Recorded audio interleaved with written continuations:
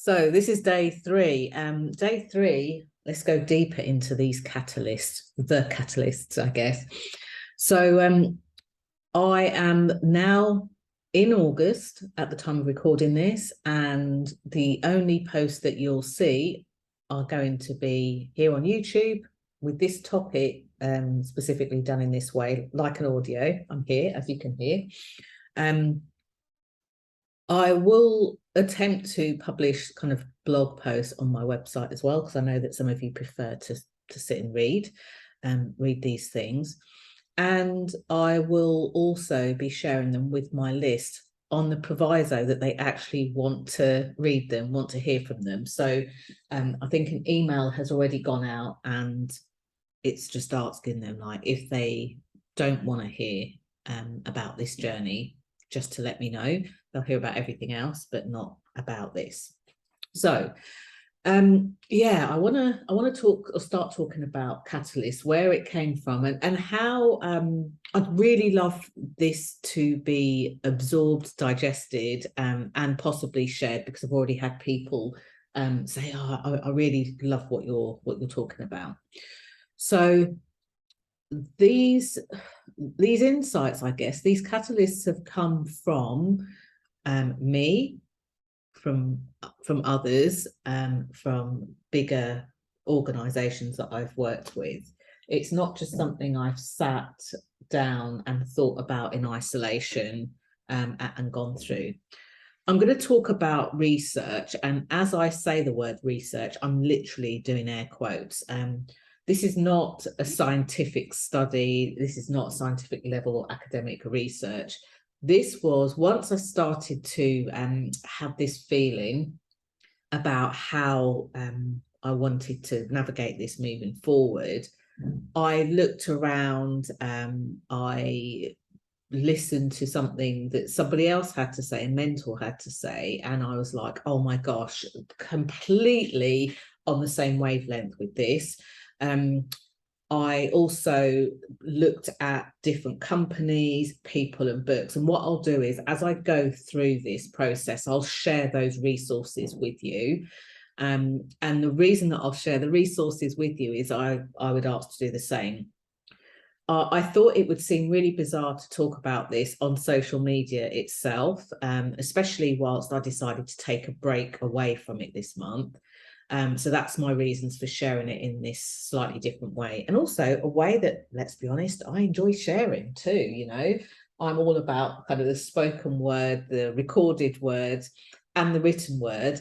And I would say up until probably the last 18 months, the written word, the blogging, the journaling, the writing longer posts wasn't necessarily my favorite way to share things, but I've actually grown to love that, to the point where I've been drafting books and things like that as well. So it's been quite a turnaround for me. Maybe I've matured and suddenly have embraced this.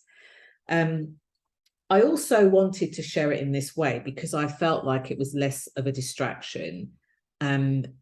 As you'll find out as we go through the journey, you know, social media by its nature is designed to keep you on the platform.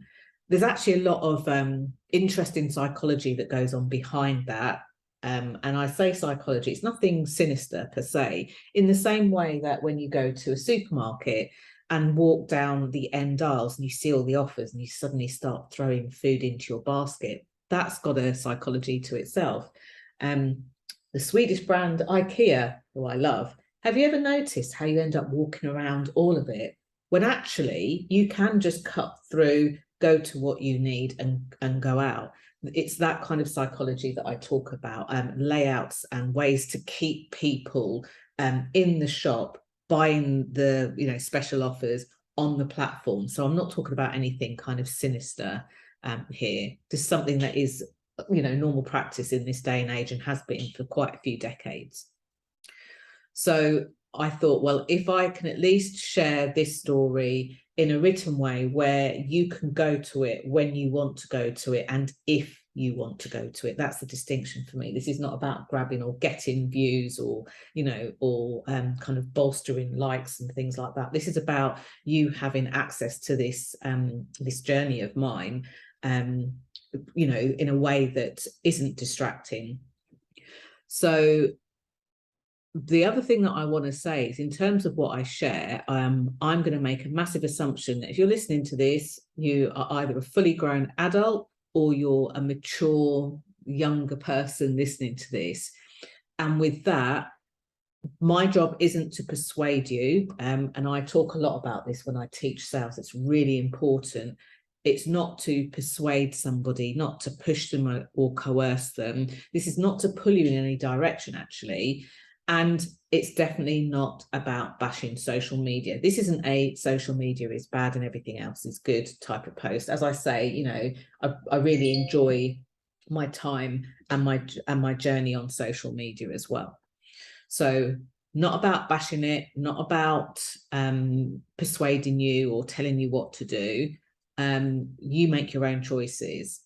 So if you do decide to hop over to the website or continue to watch here on YouTube, I'd really appreciate it. If you subscribe, it makes it really great when you're commenting and stuff like that. I can tell you're not a bot. And my intention, as I now won't be kind of scrolling and trolling social media for hours on end, is to make sure that I respond to each and every one of you. Even if you don't agree with something I've said, that's okay. You know, you can disagree, you can not like it. The thing that I would ask is, don't be cruel. If you are cruel, I will just delete your comment. End of story. Nobody needs that. So, you know, most of all, thank you for following this journey. I want to advise you to do what's right for you, give you full permission for yourself to do what's right for you. I say this because, you know, over the time, I've literally shared this with a handful of people, and each and every one of them have completely resonated. I was kind of waiting for the naysayer, and I haven't had that yet. And for some of those people who completely resonate with the journey that I'm taking, they've also kind of, I was going to say made love to, but, you know, made up with any kind of fears that they previously had about social media, any distrust, any dislike. So I really want you to follow what's right for you. And specifically, I'd feel irresponsible if I didn't say, as a business owner, there are really great ways to market yourself that include social media, organic social media, paid for ads and things like that. And there are also success stories of people who don't use social media. For those of you that are wanting to write a book, I'm going to talk about that in a later audio. And this is probably quite controversial, but there are, you know, very accomplished authors that didn't start on social media, and one in particular I found out has never ever had a social media profile ever, which absolutely blew my mind. So I want you to know that as a business, this is about doing what's right for you and your business, and also getting in front of the people that you want. Of course, as a visibility specialist, it's something that I say visibility is the glue between sales and marketing.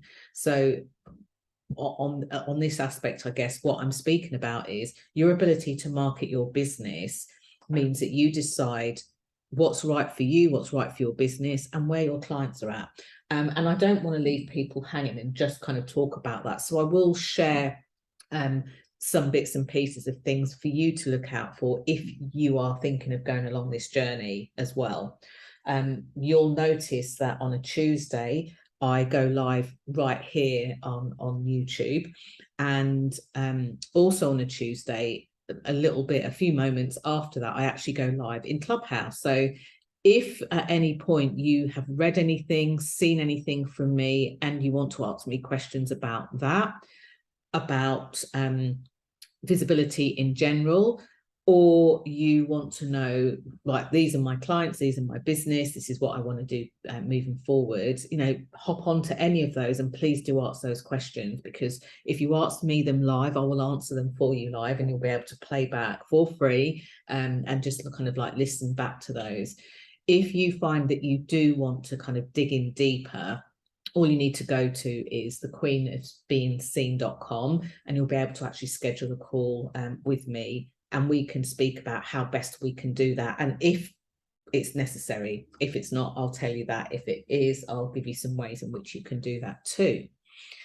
I want to really thank you for following this journey. I am overwhelmed that within, like, it's now 72 hours since I first kind of spoke out about this publicly, the number of messages have been like really cool, and the number of comments have been really cool. The weird thing about me doing this is people are likely still commenting on the posts that I put out there on social media, but because I'm not going to be back there till September, I can't see, so I can't validate that more people have commented, have agreed, have disagreed, or anything else. So if you do follow me on social media and you're still on there, by all means go and have a look. And you know, if someone's saying, well, look at her, she's in hiding, she's not coming back and responding to me, point them in this direction too. So I was talking about the catalysts, and my aim really is to share a journey, a place for you to come to if you feel similar, if something that I've mentioned resonates, or if you have some similar points of view. The thing that I do want to say about this is I've learned a lot about the online space. I've been putting my business out there online since 2010, so I didn't just pivot in the pandemic. I was so grateful that I didn't have to re-scrabble and learn a lot of stuff. And to me, there is a distinction between being online and being on social media. Both of them mean that you are, of course, online, but there's some slight nuances there. And what I've come to realize over the years is that some people are voyeurs, you know, they look, they might not comment, they might not like, and that's okay. I know that the most common term for this is lurkers, but that kind of makes you all sound like you in big rain macs and about to flash or something like that. So I appreciate that you might be a voyeur, you might be really interested in this journey and not likely to comment or like or let me know that you've heard any of this. I also know that sometimes some of my voyeurs have then gone on to be either inspired or motivated by something I've said. So they've either then it's allowed them to create content on the back of something that I've shared. I know because people have told me after the event, or if I've met them in person, I've even had people say to me, oh, it was years ago now, you did this, you know, you had your picture taken in this thing and it really inspired me, so look at what I had done, or you shared this and it made me think about the work that I do, so I was able to create content, or I love this, so I shared it with my friends or my clients or my family or, you know, whoever. What I am on a mission to do is to keep the online space clean, keep the industry clean, whether you class yourself as being within the personal development industry or a participant of that, whether you're in the business online industry, whether you're in the straddle in both industry, whether you just like to learn and hear things and like to hear what people do. If you are inspired in any way about this work, you know, I see you, I'm not judging you, I see you, and in my eyes, that's perfectly okay. But if you do quote me, use my words, and you talk about this publicly or privately, please name me as publicly as you share. Let's keep this industry clean. Next up, let's dive into these catalysts. Feel free to send your readers, your friends, your clients, your viewers to this work. This is not part of a sleazy sales funnel or a persuasive pitch plan. This is visibility done differently. So they'll hear about this journey too. See you on the next recording. Bye for now.